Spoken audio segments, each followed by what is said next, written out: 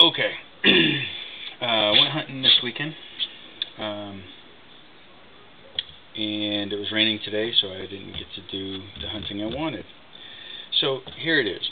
I had a little leftover meat that was going to be for lunch today, and it's moose sausage. And I figured I'd prove a point here. So I'm going to make moose sausage with a multi-tool. Got a crock pot. We're gonna turn it on high. Alright, now with moose, I have it professionally bagged. It's a lot easier. If you've ever processed your own meat, you'll know that a moose is a considerable animal. And deer and all that, everything has its place, but a moose is a lot of work. So anyway, we've got some meat in there. Got the crock pot. We're going to get that going. I'm going to break it up a little bit here. Now, I can move the camera, but it's not really worth it. Hold on.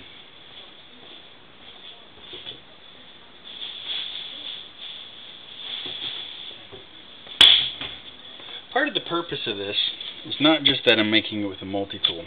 I'm making it with a multi-tool in my garage. I'm not in the kitchen. I'm doing this to show you that a multi-tool in a quick situation can really come through for you. Alright. Put down, this is fairly clean. It is a garage, but put down some newspaper. I got a small cutting board and a clean multi-tool, which I made sure was clean prior to this. Okay. We have the kidney beans, tomato paste, diced tomatoes, and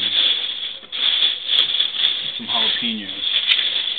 First off, we're going to go with some onions.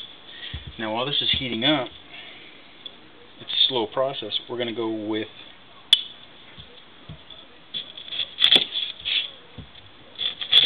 my team's getting crushed in football right now, so this is a nice diversion.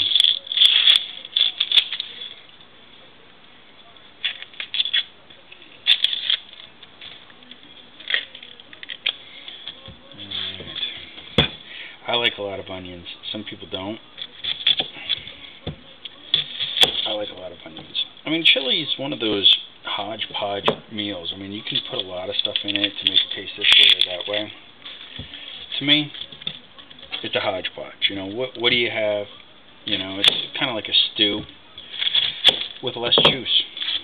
And the you know, part of what I'm doing here is just to prove that, you know, yeah, I'm using a crock pot and that kind of thing, but just to show that in any given situation, a multi-tool truly is a tool that everybody should carry, because it can come through for you even in kitchen duties. I mean, is it ideal? No, this sucks. I mean, it's this isn't ideal, but it works, and that's the point I'm trying to make. It works. It works all the time. I use them. You know, I've got a couple multi-tools. You know, I've got a lot of multi-tools. It's one of those weird things that I have an affinity for. I always, oh yeah, look at that one, look at that one. You know, and I try them. And again, with a lot of them, I always find Leatherman comes out on top. Sogs are fine, I guess. I mean, I don't really care for them. Gerbers are fine, except for I keep breaking them. I've yet to own a Gerber I haven't broken in general use. And you know, I've had people sit there and say, "Oh, well, you got to be misusing it. You got to be doing that." No, because I do the same stuff with the Leathermans and have zero issue. Zero. I've never had an issue. I mean, have I broken a Leatherman? I tipped a blade. I've arced on one with electric. Just the Leatherman rocks. I don't care. You know, with knife companies, you know, every knife out there, every company has a knife that, okay, you know, you can make an argument for why it's better for a task or anything like that. But when it comes to multi-tools, for me, your mileage may vary, but when it comes to multi-tools, nothing beats a Leatherman. Nothing. Nothing even really comes close, to be honest with you. I mean, even in the, you know, whether it be a Micra or, I can't even think, you know, I mean, Leatherman has several tools that are on a cheaper end that are cheaper, that don't have all the functions this one. And there's a couple that are more expensive than the Wave that will certainly do the job. But this one holds a lot. So anyway, I'm burning up a lot of time, so let's get to opening some cans. Obviously,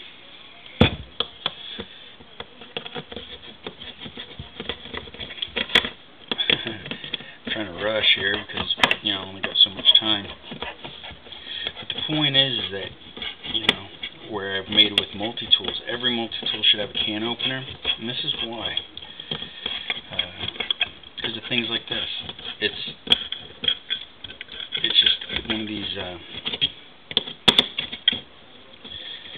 tools that comes into play more than you realize. Now I'm wishing I had a spoon. This is tomato paste. I like tomato. Oh, most of it came out. I can see most of it came out. Enough for the demonstration purposes. I like diced tomatoes. Some like whole stewed tomatoes and stuff. Sometimes I go with really fine cut stuff. There's just no reason for it. For the whole stewed, in my opinion. I mean, I can't even handle it. You know, with my stuff, I let it cook down quite a bit, so, I let it cook down quite a bit, so it ends up pureeing itself anyway, so, alright. Now I've got those two. As you can see, these have a flip lid, so it's not a big deal. And I like mine to be hot, so we're going to cut some jalapenos. I don't care for the seeds. There's a lot of heat in the seeds, but I'm just going to peel that out.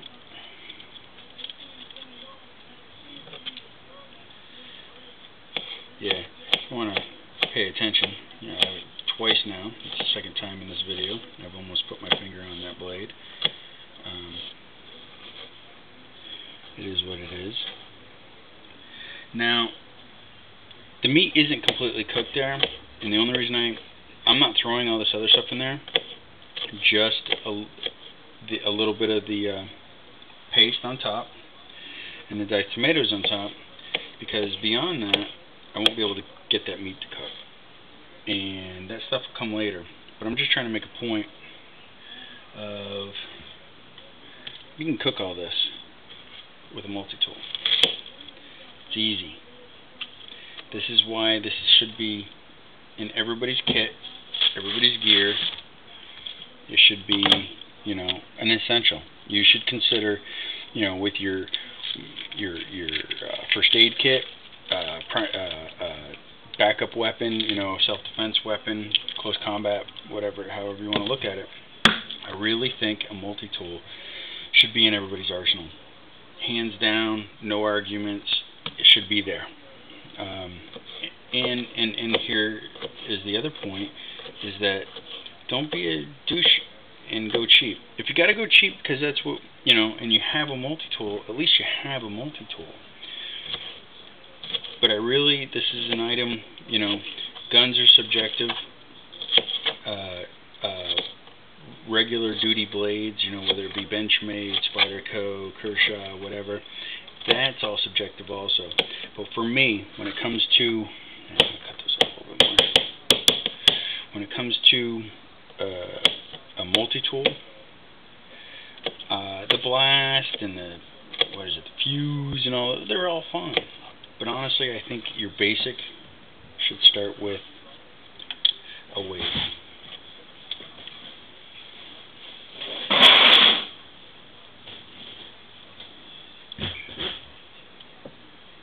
And